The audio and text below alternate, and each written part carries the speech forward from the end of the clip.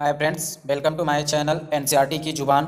आज हम लेके आए हैं क्लास 12th की बुक का नाम है स्वतंत्र भारत में राजनीति भाग 2। इसमें हम पहला चैप्टर लेके आए राष्ट्र निर्माण की चुनौतियां। उसके बारे में पढ़ेंगे कि राष्ट्र निर्माण की चुनौतियां में क्या क्या संभावनाएं थी, इस चैप्टर में दिया हुआ है। ठीक है, तो इसमें हम नोट्स बनाए हैं, उसमें मेन पॉइंट समझेंगे और ये हमारे लिए बहुत ही हेल्पफुल होने वाला है। जितने भी एग्जाम दे रहे हो आप, टीजीटी से लेके, टीचिंग से लेके, एसएससी से लेके, बैंकिंग से लेके, आईएएस से लेके जो भी एग्जाम देते हैं तो आपको पता है कि एनसीईआरटी से क्वेश्चन आते हैं, तो बहुत ही हेल्पफुल होने वाला है। तो शुरू करते हैं राष्ट्र निर्माण की चुनौतियाँ। नए राष्ट्र की चुनौतियां। सन 1947 के 14 से 15 अगस्त की मध्य रात्रि को हिंदुस्तान आज़ाद हुआ। और 14 तारीख को कौन आज़ाद हुआ था? तो मेरा छोटा भाई आज़ाद हुआ था। कौन? पाकिस्तान आज़ाद हुआ था। नेहरू ने इस रात को संविधान सभा के एक विशेष सत्र को संबोधित किया था और उन्होंने भाषण दिया था। नेहरू ने क्या भाषण दिया था? कि भाग्य वधु से चिर प्रतीक्षित भेंट या ट्रिस्ट विद द डेस्टिनी के नाम से जाना जाता है। यानी कि नेहरू ने जो भाषण दिया था 14 अगस्त की रात में, तो उन्होंने भाषण को क्या कहा जाता है? तो उनके दिए गए भाषण को भाग्य वधु से चिर प्रतीक्षित भेंट कहा जाता है या ट्रस्ट विद द डेस्टिनी कहा जाता है। कल हम अंग्रेजी राज की गुलामी से आज़ाद हो जाएंगे, लेकिन आधी रात को भारत का बंटवारा भी होगा। यह बात किसने कही थी? तो यह बात महात्मा गांधी ने कही थी। और यह बात कब कहा था उन्होंने? तो 14 अगस्त 1947 को कहा था। कहाँ से कहा था? कलकत्ता से कहा था, क्योंकि वो उस समय कलकत्ता में ही थे। गांधी जी कलकत्ता कब चले जाते हैं? तो वो दिसंबर या नवंबर में, तो 7 नवंबर 1946 को ही कलकत्ता चले जाते हैं। कहाँ पे? नोआखली में। जब वहाँ पे क्या होता है, जब जिन्ना ने क्या कर दिया था? अटैक एक्शन करके आदेश दिया था। उसी समय जब मुसलमानों के द्वारा हिंदुओं का कत्लेआम किया जा रहा था, तो तभी वहाँ पे गांधी जी पहुँचे थे। तो वहीं से इन्होंने यह बात कही थी। 3 चुनौतियाँ भारत के सामने क्या क्या थी? मुख्य रूप से भारत के पास 3 तरह की चुनौतियाँ थी। पहली चुनौती क्या थी? पहली और तात्कालिक चुनौती एकता के सूत्र में बंधे एक ऐसे भारत को गढ़ने की थी। दूसरी चुनौती थी कि लोकतंत्र के कायम करने की थी, कि लोकतंत्र को कैसे कायम किया जाएगी। और तीसरी चुनौती थी कि ऐसा विकास जिससे समूचे समाज का भला हो। तो यह भारत के सामने 3 चुनौतियां थी कि कैसे भारत के समाज का विकास करना है, लोकतंत्र को कैसे स्थापित करना है और भारत को गढ़ने की, यानी कि भारत को कैसे सूत्रों में बांधा जाए। सुबह ए आज़ादी किसने कहा था? सुबह ए आज़ादी फैज अहमद फैज ने। इनका जन्म कहाँ हुआ था? तो इनका जन्म 1911 ईस्वी में हुआ था। कहाँ पे? सियालकोट में। विभाजन के बाद ये कहाँ रहे थे? तो फैज अहमद फैज जो थे विभाजन के बाद पाकिस्तान में रहे। यह किस विचारधारा से संबंधित थे? तो फैज अहमद फैज जो थे वह वामपंथी विचारधारा के थे। पाकिस्तान सरकार से इनका टकराव था। किस कारण? वामपंथी विचारधारा होने के कारण फैज अहमद फैज का पाकिस्तान सरकार से टकराव था। लंबे समय तक यह कारावास में रहे थे। इन्होंने किसकी किसकी रचना की थी? तो नक्शे फरियादी, दास्तान सबा, जिंदानामा इनकी कविता के संग्रह। किसके? फैज अहमद फैज के। 20वीं शताब्दी के दक्षिण एशियाई कवियों में सर्वोच्च स्थान था। यानी 20वीं शताब्दी के दक्षिण एशियाई कवियों में सर्वोच्च स्थान किसका था? तो फैज अहमद फैज का स्थान था। बात करेंगे अली जिन्ना का। अली जिन्ना ने कराची पाकिस्तान के संविधान सभा में अध्यक्षीय भाषण कब दिया था? तो 19 अगस्त 1947 को दिया था संविधान सभा में। ठीक है, कौन सा भाषण दिया था? कि अल्पसंख्यक बहुसंख्यक सब आज़ाद हैं। यह भाषण किसने दिया था? कि अल्पसंख्यक बहुसंख्यक सब आज़ाद हैं। तो यह भाषण है अली जिन्ना का। कब दिया था? 19 अगस्त 1947 को। कहाँ पर दिया था? तो जब संविधान सभा का अध्यक्षीय भाषण दिया था। कहाँ से? कराची से। अब बात करेंगे अमृता प्रीतम। अमृता प्रीतम क्या थी? कवित्री थी। किसकी कवित्री थी? तो पंजाबी भाषा की कवित्री थी और कथाकार थी। इनका जन्म कब हुआ था? 1919 में हुआ था और 2005 में इनकी मृत्यु हुई थी। इनको कौन कौन से पुरस्कार मिले थे? तो साहित्य अकादमी पुरस्कार मिले थे, पद्मश्री मिला था और ज्ञानपीठ का पुरस्कार मिला था। विभाजन के बाद अमृता प्रीतम कहाँ रही थी? तो इन्होंने दिल्ली में निवास किया था। इनकी मृत्यु पंजाब की साहित्यिक पत्रिका नागमणि का संपादक किया था इन्होंने। यानी कि मृत्यु तक इन्होंने किस पत्रिका का संपादन किया था? तो पंजाब की साहित्यिक पत्रिका नागमणि का संपादक किया था। किसने? अमृता प्रीतम ने। अल्पसंख्यकों के साथ सभ्यता और शालीनता के साथ पेश आना, यह किसने कहा था? तो पंडित जवाहरलाल नेहरू ने कहा था। यह बात कब कही थी इन्होंने? तो 15 अक्टूबर 1947 को कहा था। किसके माध्यम से? तो इन्होंने सभी राज्य के मुख्यमंत्रियों को पत्र लिख के कहा था कि मुसलमानों के साथ या अल्पसंख्यकों के साथ सभ्यता और शालीनता के साथ पेश आना है। ठीक है, यह बात किसने कही थी? पंडित जवाहरलाल नेहरू ने 15 अक्टूबर 1947 को कहा था। अगला बात है विभाजन के बारे में हम करेंगे। विभाजन, विस्थापन और पुनर्वास, यानी जो विभाजन हुआ था उसका विस्थापन कैसे हुआ, फिर उसका पुनर्वास कैसे कैसे किया गया था। तो क्या देखने को मिलता है कि 14 से 15 अगस्त को एक नहीं 2 राष्ट्र भारत और पाकिस्तान अस्तित्व में, यानी 14 और 15 अगस्त को कितने राष्ट्र अस्तित्व में आए थे? 2 राष्ट्र अस्तित्व में आए थे। कौन कौन से? भारत और पाकिस्तान। विभाजन की प्रक्रिया के लिए नियम बने थे। क्या नियम बने थे? कि जिस इलाके में मुसलमान ज़्यादा हों वह पाकिस्तान में शामिल हो जाए और शेष हिस्सा क्या कहलाएगा? भारत कहलाएगा।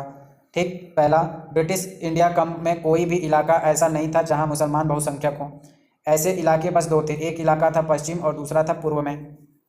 समस्या कि इन दोनों इलाकों को एक साथ जोड़ना। सबसे बड़ी समस्या क्या थी कि इन दोनों इलाकों को एक साथ कैसे जोड़ा जाए। एक पूर्व में जो अभी वर्तमान का बांग्लादेश है और पश्चिम में जो पाकिस्तान है, तो उस समय समस्या यह थी कि इन दोनों को एक साथ कैसे जोड़ा जाए। दूसरी समस्या, सभी मुसलमान जो थे वह पाकिस्तान जाने को राजी नहीं थे। तीसरी समस्या क्या थी, पंजाब और बंगाल को लेकर, इसमें गैर मुस्लिम भी थे। कहाँ पे, पंजाब और बंगाल में गैर मुस्लिम भी थे, तो इनके साथ कैसा व्यवहार किया जाए। यहाँ का बंटवारा धार्मिक आधार पर करने का सोचा गया। कहाँ पे, पंजाब और बंगाल में यहाँ का बंटवारा धार्मिक आधार पर और जिले अथवा निचले प्रशासनिक स्तर के आधार पर माना जाएगा। कैसे माना जाएगा, तो यहाँ का जो बंटवारा किया जाएगा धार्मिक आधार पे और जिले अथवा निचले प्रशासनिक स्तर के आधार पे माना जाएगा। मध्य रात्रि तक जो था यह फैसला नहीं हो पाया था कि मतलब इनका कैसे बंटवारा किया जाएगा। जो नियम पहले बन रहे थे, तो मध्य रात्रि तक यह फैसला नहीं हो पाया था और लोगों को यहाँ तक नहीं पता था कि वे पाकिस्तान में है या भारत में है। पंजाब और बंगाल का बंटवारा विभाजन की सबसे बड़ी त्रासदी थी। यानी कि किसकी बड़ी त्रासदी थी, तो पंजाब और बंगाल का जो विभाजन हुआ था, यह विभाजन की सबसे बड़ी त्रासदी थी। क्वेश्चन पूछेगा कि जब भारत का विभाजन हुआ था तो कौन सा ऐसा क्षेत्र था जहां पे जो विभाजन किया गया उसमें बहुत बड़ी त्रासदी देखने को मिलती थी, तो पंजाब और बंगाल था। विभाजन की चौथी समस्या क्या थी, तो विभाजन की चौथी समस्या थी अल्पसंख्यकों की। किसकी, अल्पसंख्यकों की। सीमा के दोनों तरफ, यानी अल्पसंख्यक जो थे दोनों तरफ थे, इनकी बड़ी समस्या थी। यानी कि हिंदुस्तान में जो थे वो मुस्लिम अल्पसंख्यक थे और पाकिस्तान की तरफ जो थे वहाँ पे कौन अल्पसंख्यक थे, तो हिंदू अल्पसंख्यक थे। इनकी तरफ बहुत बड़ी समस्या थी। पाकिस्तान में लाखों की संख्या में सिख हिंदू मौजूद थे और यहाँ पंजाब और बंगाल और दिल्ली में मुसलमानों की संख्या बहुत थी। यहाँ पे जैसे बंटवारा का नाम हुआ, दोनों देशों के अल्पसंख्यक पर वार होने लगे थे। यानी कि जैसे ही बंटवारा का नाम हुआ तो यहाँ पे क्या होने लगे, वार होने लगे। कहाँ कहाँ पे, पंजाब में, बंगाल में और दिल्ली में। एक रास्ता बचा कि ये अपना घर छोड़ दें, एक ही रास्ता बचा था इस बार में कि ये दोनों अपना घर क्या करें, छोड़ दें। विभाजन के परिणाम कहाँ मिलते हैं, तो वस्त्र ए नफसी सआदत हसन मंटो की है। किसकी है, सआदत हसन मंटो की है वस्त्र ए नफसी पुस्तक किसने लिखी है, वस्त्र या कष्ट ए नफसी लिखा है। कष्ट ए नफसी किसने लिखा है, सआदत हसन मंटो की है। किसकी है, सआदत हसन मंटो की है कष्ट ए नफसी पुस्तक है। यह नोआखोली बंगाल, अब बांग्लादेश है, यहाँ की घटना का वर्णन करता है। कहाँ की, नोआखोली बंगाल की। वित्तीय संपदा की बात करें तो वित्तीय संपदा में टेबल कुर्सी, टाइपराइटर, पुलिस के वाद्य यंत्र तथा बंटवारा, यहाँ तक का बंटवारा हो गया था। टेबल कुर्सी, टाइपराइटर, ये सब का। सरकारी और रेलवे कर्मचारियों का भी बंटवारा हुआ। सरकारी और रेलवे कर्मचारियों का भी बंटवारा हुआ।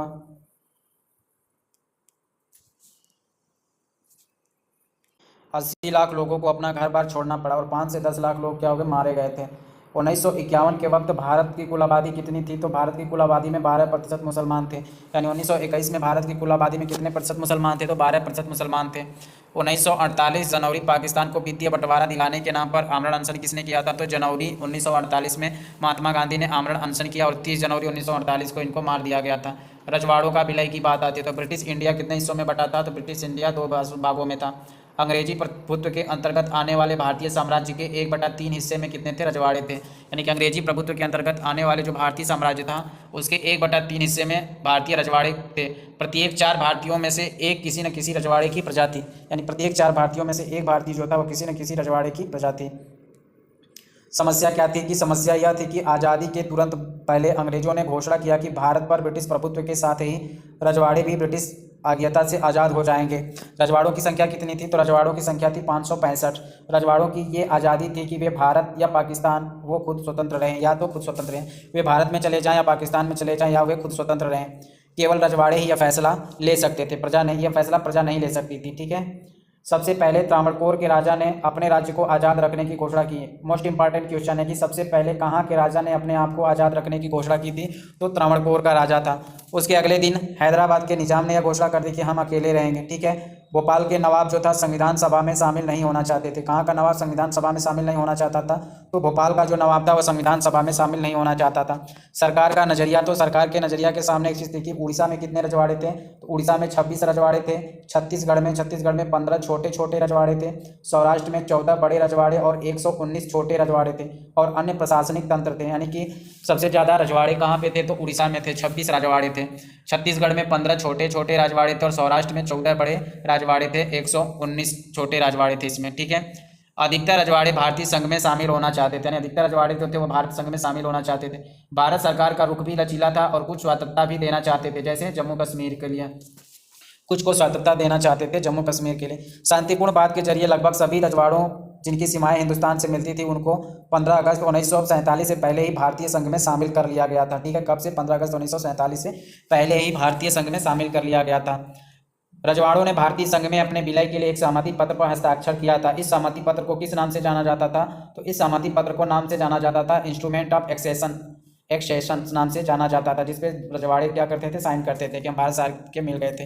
कुछ रियासतों का विलय कठिन था, उसमें कौन कौन सी थी? तो उसमें थी जूनागढ़, हैदराबाद, कश्मीर और मणिपुर। 4 रजवाड़े जो थे इनका विलय बहुत ही मुश्किल से हुआ था। सरदार पटेल की बात करें तो 1875 से 1950 ईस्वी तक ये गांधी के अनुयायी थे। मौलिक अधिकार, अल्पसंख्यक और प्रांतीय संविधान समिति के सदस्य थे। किसके सदस्य थे? मौलिक अधिकार, अल्पसंख्यक और प्रांतीय संविधान समिति के सदस्य थे। हैदराबाद की बात करें तो हैदराबाद की रियासत जो थी वह बहुत बड़ी थी, यानी हैदराबाद की रियासत क्या थी? बहुत बड़ी थी। यह रियासत चारों तरफ से हिंदुस्तान इलाके के घिरी हुई थी, यानी हैदराबाद को हम देखते हैं यह चारों तरफ से किससे घिरी हुई है? हिंदुस्तान से घिरी हुई है। यहाँ सबसे ज़्यादा जनसंख्या किसकी थी? तो यहाँ के सबसे ज़्यादा जनसंख्या हिंदुओं की थी। पुराने हैदराबाद के हिस्से आज के कौन कौन से हिस्से शामिल हो जाते हैं? तो आज के महाराष्ट्र, कर्नाटक में और बाकी हिस्से आंध्र प्रदेश में। यानी कि जब भारत आज़ाद हुआ था उस समय हैदराबाद का रजवाड़ा था, तो हैदराबाद के रजवाड़े की बात करें तो वर्तमान समय में कौन कौन से राज्य आते हैं? तो महाराष्ट्र है, कर्नाटक है और जो बाकी सब बचा वो आंध्र प्रदेश का है। हैदराबाद के शासक को क्या कहा जाता था? हैदराबाद के शासक को निजाम कहा जाता था। दुनिया में सबसे दौलतमंद शासकों में शामिल था। दुनिया के सबसे दौलतमंद शासकों में कौन शामिल था? तो निजाम शामिल था।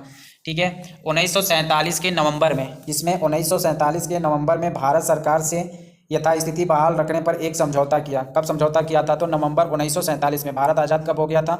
अगस्त 1947 में। लेकिन नवंबर 1947 में जो हैदराबाद का निजाम था वो भारत सरकार से यथास्थिति बहाल रखने पर समझौता किया, यानी कि हम स्वतंत्र ही रहेंगे। और यह समझौता कितने साल के लिए था? तो यह समझौता 1 साल के लिए था। कि कहा था कि कब किया? नवंबर 1947 में। और 1 साल के लिए समझौता किया था कि हम जो स्थिति हमारी है उसी स्थिति में हम रहेंगे। ठीक है। इसी समय वहाँ पर तेलंगाना के किसानों ने आंदोलन छेड़ दिया। कब? जब उसने समझौता किया। कब? नवंबर 1947 में। तो भी तेलंगाना के जो किसान थे, अभी तेलंगाना अलग हो गया है, उस समय ये आंध्र प्रदेश का हिस्सा था। कब अलग हुआ? ये 2019 में अलग हुआ है। 2019 में तेलंगाना के किसानों ने वहाँ पे आंदोलन कर दिया। महिलाएं भी आंदोलित हो गई, क्योंकि निजाम के राज में इनका ज़्यादातर अत्याचार किया जाता था। हैदराबाद शहर इस आंदोलन का गढ़ बन गया था। यानी हैदराबाद जो शहर था वो किस आंदोलन का गढ़ बन गया था? तो जो तेलंगाना के किसान विद्रोह कर रहे थे उसका आंदोलन का गढ़ कहाँ पे था? तो हैदराबाद था। कम्युनिस्ट और हैदराबाद कांग्रेस इस आंदोलन के भाग थे, यानी कि ये जो आंदोलन किया जा रहा था इसके भाग में कौन थे? तो कम्युनिस्ट थे और हैदराबाद कांग्रेस जो थी, हैदराबाद की जो कांग्रेस थी और कम्युनिस्ट, ये मिलकर इस आंदोलन में भाग ले रहे थे। आंदोलन को दबाने के लिए निजाम ने किसे भेजा? तो आंदोलन को दबाने के लिए निजाम ने अर्धसैनिकों को भेजा। इस अर्धसैनिकों को क्या कहा जाता था? तो इन अर्धसैनिकों को रजाकार कहा जाता था। क्या कहा जाता था? रजाकार कहा जाता था। रजाकार जो था अव्वल दर्जे के सांप्रदायिक और अत्याचारी थे। क्या थे? अव्वल दर्जे के सांप्रदायिक और अत्याचारी थे। राजकुमारों ने गैर मुसलमानों को खास तौर पर अपना निशाना बनाया था। यानी कि ये जो रजाकार थे इन्होंने किसको खास तौर पर निशाना बनाया? तो गैर मुसलमानों को इन्होंने अपना निशाना बनाया। लूटपाट मचाई और हत्या बलात्कार किए गए। 1948 सितंबर 1948 में भारतीय सेना हैदराबाद आ गई। कब आई थी भारतीय सेना? कब आई थी? हैदराबाद आई थी। कहाँ नहीं आई थी? कब आई थी? 1948 सितंबर में आई थी। कुछ रोज तक रुक रुक कर लड़ाइयाँ चलती रही। इसके बाद निजाम क्या कर देता है? निजाम आत्मसमर्पण कर देता है। इसके बाद हैदराबाद को भारत में विलय कर दिया जाता है। हैदराबाद को भारत में विलय कर लिया जाता है। कब? सितंबर 1948 में। मणिपुर की बात करेंगे कि मणिपुर का विलय कैसे किया गया। ठीक है। मणिपुर का विलय कैसे किया गया? आज़ादी के चंद रोज पहले यानी कि जब भारत आज़ाद हुआ 15 अगस्त 1987 को, तो उससे कुछ दिन पहले 2, 4, 5 जो भी हो, कब पहले? तो 4 दिन पहले 11 अगस्त को। आज़ादी के चंद रोज पहले मणिपुर का राजा था महाराज बोधचंद्र सिंह। कहाँ का राजा था? मणिपुर का राजा कौन था? महाराजा बोधचंद्र सिंह था। इसने भारत सरकार के साथ अपने रियासत के विलय पत्र पर हस्ताक्षर किए थे। किस पर किया था? अपने रियासत के विलय पत्र पर हस्ताक्षर किए थे। कब? 11 अगस्त 1947 को। इस हस्ताक्षर के एवज में बोधचंद्र सिंह को आश्वासन दिया गया था कि मणिपुर की आंतरिक स्वायत्तता बरकरार रहेगी। ठीक है। यह कब हस्ताक्षर कर दिया था? तो 11 अगस्त 1947 को। जनमत के दबाव में महाराजा ने 1948 में, कब? 19 जून 1948 में चुनाव करवाया था। किसके दबाव में? जनमत के दबाव में।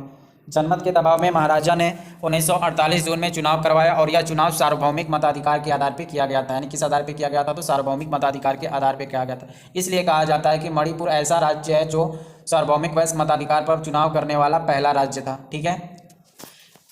मणिपुर चुनाव के बाद संवैधानिक राजतंत्र स्थापित हुआ। कौन सा राजतंत्र स्थापित हुआ? तो संवैधानिक राजतंत्र वहाँ पे स्थापित हुआ। कहाँ पे? मणिपुर में।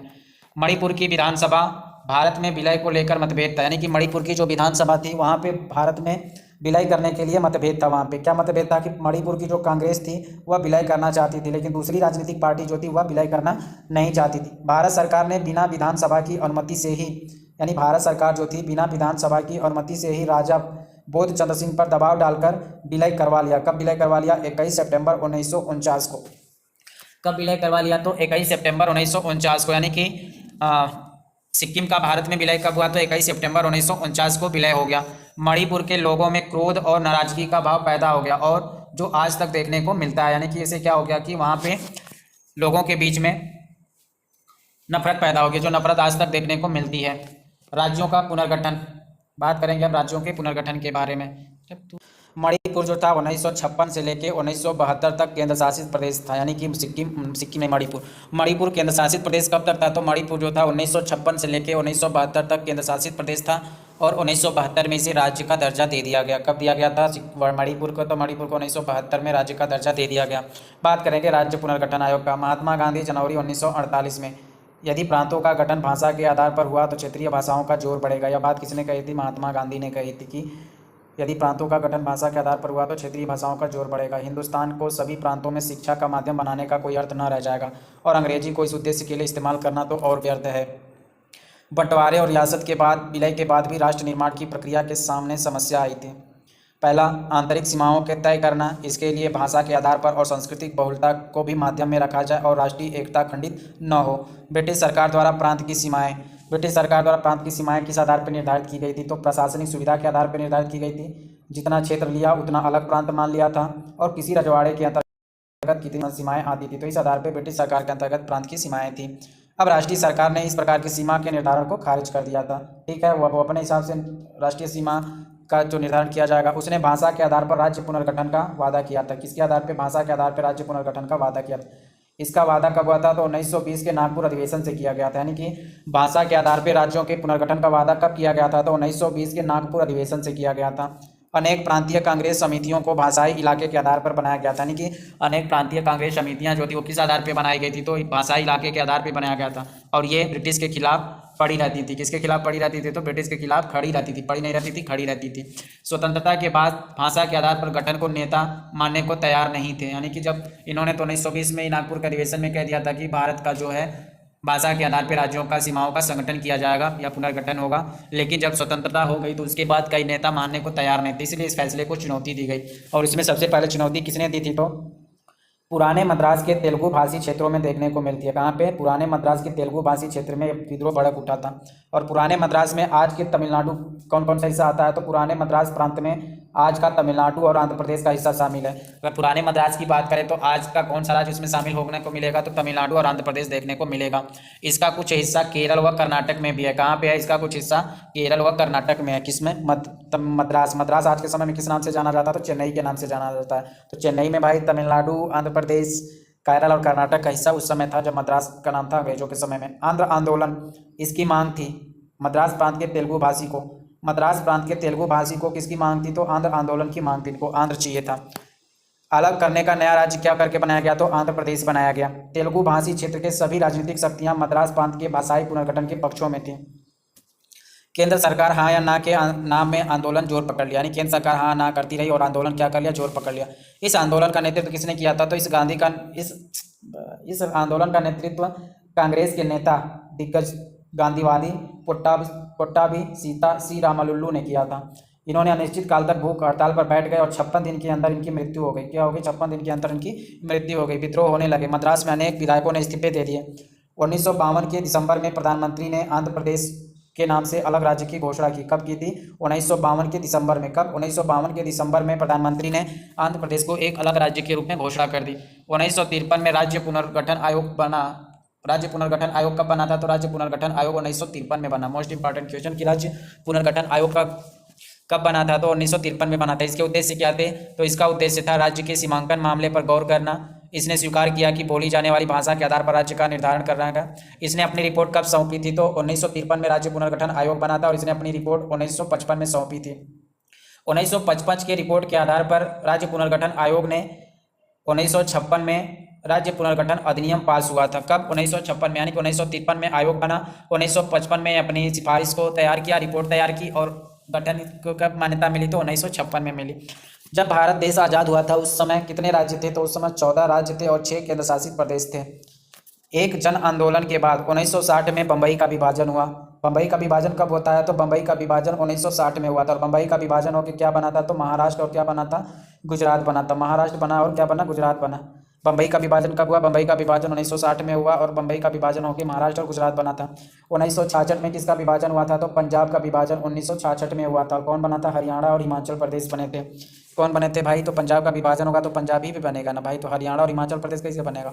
3 राज्य बनेंगे ना उस समय। कौन कौन से बन जाएंगे? तो 1966 में पंजाब का विभाजन हुआ और पंजाब का विभाजन हुआ तो उसमें से कौन बने? हरियाणा बना और हिमाचल प्रदेश बना। 6/6/1966। 1960 में महाराष्ट्र से मुंबई से महाराष्ट्र और गुजरात बने। 1972 में राज्यों के पुनर्गठन का प्रयास पूर्वोत्तर राज्य में हुआ। यानी कि राज्यों के पुनर्गठन का प्रयास पूर्वोत्तर में कब हुआ था? तो 1972 में हुआ था। 1972 में असम से अलग करके किसको बनाया गया था? तो मेघालय को बनाया गया था। किसको बनाया गया था? मेघालय और मिजोरम को बनाया गया था। ये मिजोरम कटा है क्या है? नहीं, मेघालय को बनाया गया। असम से अलग होकर किसको बनाया गया था? मेघालय को बनाया गया था। 1972 में ही मणिपुर और त्रिपुरा अस्तित्व में आया। कौन अस्तित्व में आया? मणिपुर और त्रिपुरा अस्तित्व में आया। मणिपुर क्या था? तो मणिपुर केंद्र शासित प्रदेश था। कब? 1956 से लेकर 1972 तक केंद्र शासित प्रदेश था मणिपुर। और राज्य में कब अस्तित्व में आया? तो 1972 में। यानी कि 1972 में असम से अलग होकर मेघालय बनता है और मणिपुर और त्रिपुरा बनते हैं। 1963 में नागालैंड का निर्माण होता है। किसका निर्माण होता है? नागालैंड का 1963 में। 1987 में अरुणाचल प्रदेश और मिजोरम। 1987 में कौन से राज्यों का गठन होता है? तो अरुणाचल प्रदेश और मिजोरम का। मियाँ खलीफा 1987 अरुणाचल प्रदेश मिजोरम। ऐसे राज्य जो क्षेत्रीय असंतुलन और संस्कृति के आधार पर हुए थे वो कौन थे? तो ऐसे राज्य जो थे जो क्षेत्रीय असंतुलन और संस्कृति के आधार पर अलग हुए तो छत्तीसगढ़ था, उत्तराखंड था और झारखंड था और तेलंगाना था। कितने राज्य थे? 4 राज्य थे। कौन कौन से ऐसे राज्य जो क्षेत्रीय संतुलन और संस्कृति के आधार पर अलग हुए? तो छत्तीसगढ़, उत्तराखंड, झारखंड और तेलंगाना। छत्तीसगढ़, उत्तराखंड और झारखंड ये 2000 में अलग हुए थे और तेलंगाना जो था वो 2 जून 2014 को अलग हुआ था। किससे? आंध्र प्रदेश से। अभी भी मांग करने वालों की सूची में कौन से राज्य हैं? तो अभी भी मांग करने वालों में है महाराष्ट्र में विदर्भ जो है वो मांग कर रहा है कि हमें अलग किया जाए। उत्तर प्रदेश में हरित प्रदेश से बनने के लिए मांग कर रहा है और पश्चिम बंगाल में पश्चिम बंगाल के उत्तरी भाग में मांग हो रही है कि हमें अलग किया जाए। ठीक है, अभी भी ये लोग अलग राज्य की मांग कर रहे हैं। महाराष्ट्र में विदर्भ, पश्चिमी उत्तर प्रदेश में हरित प्रदेश और पश्चिम बंगाल के उत्तरी भाग में। पोट्टामी रामलुल्लू के बारे में बात करें तो यह नमक सत्याग्रह के लिए नौकरी छोड़ दी थी। किसने नौकरी छोड़ दी थी? वैयक्तिक सत्याग्रह में भी भागीदारी लिया था। मद्रास में मंदिर के द्वार दलितों के लिए खोए जाने में इसने उपवास बैठक की थी। कब? 1946 में। यानी दलितों को मंदिर में जाने के लिए उपवास किया था 1946 में। और आंध्र राज्य के लिए इसने किया था गठन 19 अक्टूबर 1952 में आमरण अनशन किया था। 19 अक्टूबर 1952 को इसने आमरण अनशन किया था आंध्र राज्य के लिए। तो यह था कि जो भारत आज़ाद हुआ था उसको समय राष्ट्र के निर्माण में कौन कौन सी चुनौतियां देखने को मिली थी।